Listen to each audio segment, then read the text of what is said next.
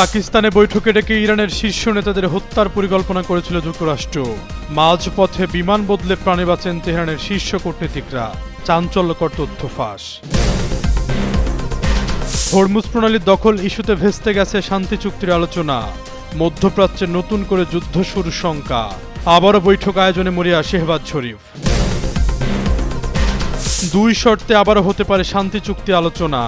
যুক্তরাষ্ট্রকে নতুন প্রস্তাব দিল তেহরান। কূটনৈতিক তৎপরতায় পাকিস্তানের সাথে যোগ দিল সৌদি তুরস্ক। মার্কিন ঘাঁটিতে আইআরজিসির নিখুঁত হামলা ঘিরে রহস্য। চীনের গুপ্ত স্যাটেলাইট ব্যবহার করে হামলা চালায় ইরান, দাবি ফিনান্সিয়াল টাইমসের।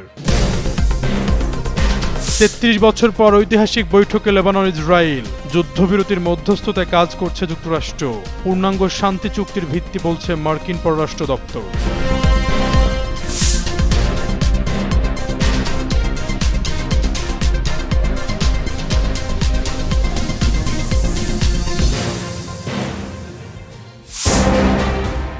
পাকিস্তানে ইরান যুক্তরাষ্ট্রের যুদ্ধবিরতির ২১ ঘণ্টার আলোচনা রীতিমতো মুখ থুবড়ে পড়েছে। বৈঠকে কোনো চুক্তি না হওয়ায় ২ সপ্তাহের যুদ্ধবিরতির স্থায়িত্ব নিয়ে নতুন করে সংশয় দেখা দিয়েছে। ফের যুদ্ধ শুরু হবে কিনা তা নিয়ে বিশ্বজুড়ে উদ্বেগও দেখা গেছে। যদিও ইসলামাবাদের এই বৈঠক ঘিরে আশায় বুক বেঁধেছিল শান্তিকামী বিশ্বনেতারা।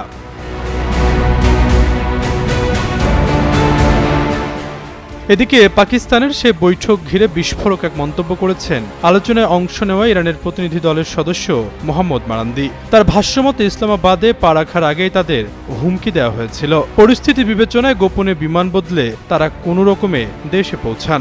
লেবাননের সংবাদ মাধ্যম আল মায়ানদিকে দেওয়া সাক্ষাৎকারে মারান্দি বলেন, আমেরিকাকে আমরা একদমই বিশ্বাস করি না, তবে কারা হুমকি দিয়েছিল সেই নিয়ে সরাসরি মুখ খোলেনি তিনি।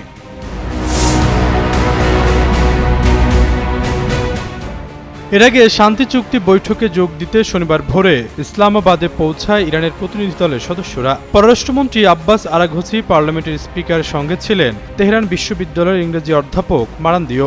রাজনৈতিক বিশ্লেষক হিসেবে তার নাম ডাক রয়েছে। তিনি দাবি করেন পাকিস্তানে যাওয়ার পথে তাদের হুমকি দেওয়া হয়। মারান্দির কথায়, আমরা তখন ইসলামাবাদে যাচ্ছি, সবাই বিমানে রয়েছি, তখনই আমাদের কাছে খবর আসে বিমানে হামলা হতে পারে।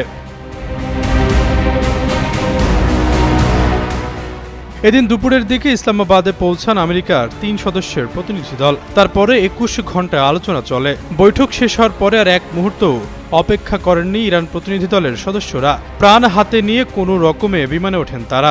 মারান্দির কথায়, তেহরানে ফেরার পথে আমরা সবার আগে বিমান পরিবর্তন করি। সেটাও ছিল খুব গোপনে, কারণ নাম না নিয়ে হুমকির নেপথ্যে আমেরিকা রয়েছে বলে বোঝাতে চেয়েছেন তিনি।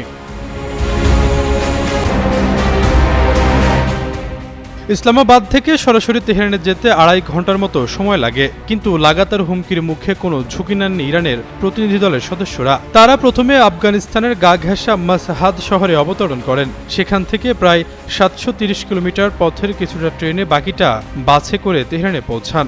মারান্দির কথায়, আমরা কোনোদিনই আমেরিকাকে বিশ্বাস করি না। ইরান এখনও ভবিষ্যৎ যুদ্ধের প্রস্তুতি নিচ্ছে। আলোচনার টেবিলে বসলেও সামরিক সক্ষমতা বাড়ানোর কাজ চলমান রয়েছে।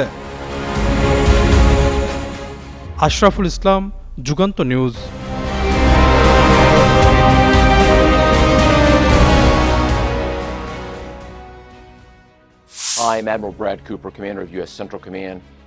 পাকিস্তানের মধ্যস্থতায় ইরান যুক্তরাষ্ট্রের দীর্ঘ ২১ ঘণ্টার রুদ্ধতার বৈঠক। একের পর এক প্রস্তাব উত্থাপন, শর্ত আরোপের মধ্য দিয়ে শেষ হলো আলোচনা। সবশেষ খালি হাতে বের হন দুই দেশের প্রতিনিধিরা, মেলেনি কোনো সুরাহা। এতে অনিশ্চিত হয়ে যায় পরিস্থিতি। এর মধ্যেই আগামী ২১ এপ্রিল শেষ হওয়ার কথা রয়েছে যুদ্ধবিরতির সময়। এতে নতুন করে দুই দেশের যুদ্ধে জড়ানোর শঙ্কা দেখা দিয়েছে। যদিও ইরানের পররাষ্ট্র মন্ত্রণালয়ের মুখপাত্র ইসমাইল বাঘাই বলেন, আলোচনা ব্যর্থ হলেও কূটনীতি পুরোপুরি শেষ হয়নি। তবে নতুন করে কবে আলোচনা শুরু হবে সে বিষয়ে কিছুই জানানো হয়নি। অন্যদিকে যুক্তরাষ্ট্রের সেন্ট্রাল কমান্ড জানিয়েছে, তারা ইরানের বন্দরগুলোতে যাতায়াতকারী জাহাজের উপর নিষেধাজ্ঞা কার্যকর শুরু করেছে। এটিকে বড় ধরনের উত্তেজনামূলক পদক্ষেপ হিসেবে দেখা হচ্ছে। বিশ্লেষকদের মতে মূল ৩টি ইস্যুতে মতবিরোধের কারণেই আলোচনা ভেঙে যায়। এগুলো হলো ইরানের পারমাণবিক কর্মসূচি, মধ্যপ্রাচ্যে তাদের প্রভাব এবং হরমুজ প্রণালী নিয়ন্ত্রণ ও নৌ চলাচল। The Washington institute for near east পলিসির গবেষণা পরিচালক প্যাট্রিক ক্লসন বলেন, শিগগিরই আবার আলোচনা শুরু হওয়ার সম্ভাবনা কম এবং সংঘাত ফের শুরু হওয়ার ঝুঁকি রয়েছে, কারণ দুই পক্ষই কোনো স্পষ্ট সমঝোতায় পৌঁছাতে পারেনি। বিশেষজ্ঞদের মতে আলোচনা বন্ধ থাকলে যুদ্ধের ঝুঁকি আরও বাড়বে। বর্তমানে 2 সপ্তাহের যুদ্ধবিরতি চলছে, যা 21 এপ্রিল শেষ হওয়ার কথা রয়েছে। এই সময়ের মধ্যে নতুন করে কূটনৈতিক চেষ্টা হতে পারে। পাকিস্তান সহ বিভিন্ন দেশ মধ্যস্থতায় এগিয়ে আসতে পারে। ইসলামাবাদে বৈঠক ব্যর্থ হওয়ার পর আবারও আলোচনায় বসতে পারে যুক্তরাষ্ট্র ও ইরান। তবে পুনরায় এই আলোচনা শুরুর আগে আমেরিকার পক্ষ থেকে দুটি শর্ত দেয়া হয়েছে। ইসরায়েলের গণমাধ্যমের বরাতে এমনটাই জানিয়েছে এনডিটিভি। মার্কিন প্রেসিডেন্ট ডোনাল্ড ট্রাম্প বলেছেন, তেহরানের সঙ্গে নতুন দফার আলোচনা 2 দিনের মধ্যেই আবার শুরু হতে পারে। তার দাবি, সঠিক এবং উপযুক্ত ব্যক্তিরা ওয়াশিংটনের সঙ্গে যোগাযোগ করছে এবং তারা একটি সমঝোতায় আসতে চায়। তবে নতুন করে আলোচনা শুরুর আগে ওয়াশিংটন চায় গুরুত্বপূর্ণ জলপথ হরমুজ প্রণালী পুরোপুরি ও বাধাহীনভাবে খুলে দেওয়া হোক। কূটনৈতিক সূত্রের বরাত দিয়ে ইসরায়েলি কয়েকটি গণমাধ্যম জানিয়েছে, যুক্তরাষ্ট্র পারস্পরিকতায় নীতিতে অটল রয়েছে। অর্থাৎ ইরান যদি হরমুজ প্রণালী দিয়ে জাহাজ ও তেলবাহী ট্যাঙ্কার চলাচলে বাধা দেয়, তাহলে তাদের নিজেদের জাহাজ ও ট্যাঙ্কার চলাচলও বন্ধ করে দেওয়া হবে। আলোচনায় বসার জন্য যুক্তরাষ্ট্রের আরেকটি শর্ত হলো, ইরানের প্রতিনিধি দলকে অবশ্যই ইসলামিক রেভলিউশনারি গার্ড কর্পস এর পূর্ণ অনুমোদন থাকতে হবে, যাতে তারা ইসলামাবাদে যে কোনো সমঝোতা হলে তা যেন ইরানের শীর্ষ পর্যায়ে সব কর্মকর্তার সম্মতিতে হয়। এটিও যুক্তরাষ্ট্র নিশ্চিত করতে চায়। তবে ইরানের পক্ষ থেকে এই 2 শর্ত নিয়ে এখনো কিছু বলা হয়নি। এমনকি আলোচনা আবার শুরু হতে পারে এমন দাবিও নাকচ করেছে ইরান। তারা বরাবরই বলে আসছে, যুক্তরাষ্ট্রকে আলোচনার টেবিলে বিশ্বাস করে না।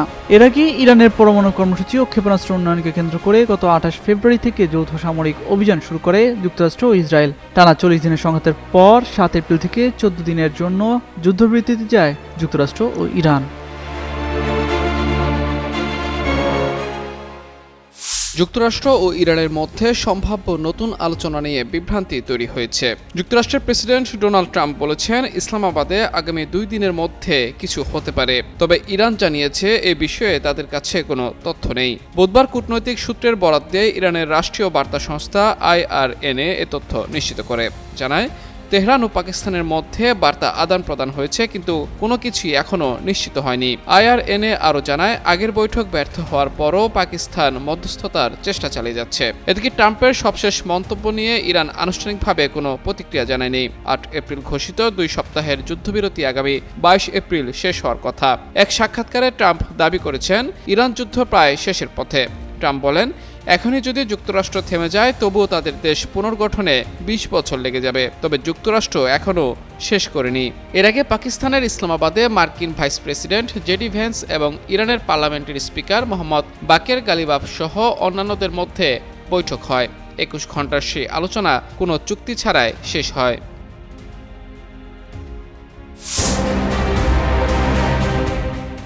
মধ্যপ্রাচ্যে যুক্তরাষ্ট্রের সামরিক ঘাঁটিগুলোর উপর ইরানের সাম্প্রতিক নিখুঁত হামলা নিয়ে নতুন এক তথ্য সামনে এসেছে, যা গোটা গোয়েন্দা যুদ্ধের চিত্রকে আরও জটিল করে তুলেছে। লন্ডন ভিত্তিক গণমাধ্যম ফিনান্সিয়াল টাইমস জানায়, এসব হামলার লক্ষ্য নির্ধারণে ইরান নাকি গোপনে একটি চীনা নজরদারি স্যাটেলাইট ব্যবহার করেছে। প্রতিবেদন অনুযায়ী TEE-01B নামে এই স্যাটেলাইটটি চীনের একটি কোম্পানি আর্থ-আই-কো এর নির্মাণ এবং উৎক্ষেপণ করে। 2024 সালের শেষের দিকে মহাকাশে পাঠানো এই স্যাটেলাইট পরবর্তীতে ইরানের Islamic revolutionary guard corps IRGC aerospace ইউনিটের নিয়ন্ত্রণে আসে বলে দাবি করা হয়েছে। ফাঁস হওয়া সামরিক নথির বরাদে বলা হয়, স্যাটেলাইটটি মধ্যপ্রাচ্যে থাকা যুক্তরাষ্ট্রের বিভিন্ন সামরিক ঘাঁটির অবস্থান, কক্ষপথ বিশ্লেষণ ও উচ্চ রেজলিউশনারি ছবি সরবরাহ করেছিল। এসব তথ্যের ভিত্তিতেই ড্রোন ও ক্ষেপণাস্ত্র হামলার আগে ও পরের লক্ষ্যবস্তুর নিখুঁত মানচিত্র তৈরি করা সম্ভব হয়। অন্যদিকে বার্তা সংস্থা রয়টার্স জানায়, হোয়াইট হাউস, CIA, পেন্টাগন সহ সংশ্লিষ্ট চীনা ও ইরানি সংস্থাগুলোকে এই বিষয়ে মন্তব্যের জন্য যোগাযোগ করা হলেও তারা তাৎক্ষণিক প্রতিক্রিয়া দেয়নি। ইরানও এখনও এই বিষয়ে আনুষ্ঠানিক কোনো বক্তব্য প্রকাশ করেনি। এই তথ্য সত্য হলে তা মধ্যপ্রাচ্যে সামরিক গোয়েন্দা সক্ষমতায় নতুন প্রযুক্তিগত বাস্তবতার ইঙ্গিত দেবে।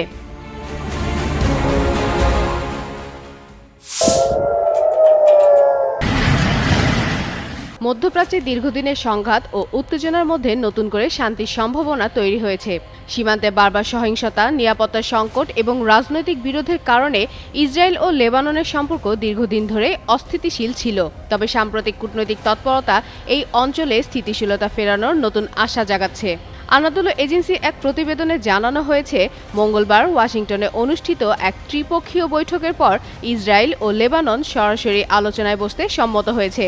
মার্কিন পররাষ্ট্রমন্ত্রী মার্ক রুবিওর মধ্যস্থতায় আয়োজিত এই বৈঠকে লেবাননের রাষ্ট্রদূত নাদা হামাদে, এবং ইসরায়েলি রাষ্ট্রদূত ইয়েচেল লেইটার অংশ নেন এবং নির্দিষ্ট সময় ও স্থানে সংলাপ শুরু করার বিষয়ে ঐকমত্যে পৌঁছান। মার্কিন পররাষ্ট্র দপ্তর জানিয়েছে এই আলোচনা একটি সম্ভাব্য পূর্ণাঙ্গ শান্তি চুক্তির ভিত্তি তৈরি করতে পারে। ইসরায়েল সশস্ত্র গোষ্ঠীগুলোকে নিরস্ত্র করা এবং নিরাপত্তা জোরদারের উপর গুরুত্ব দিয়েছে।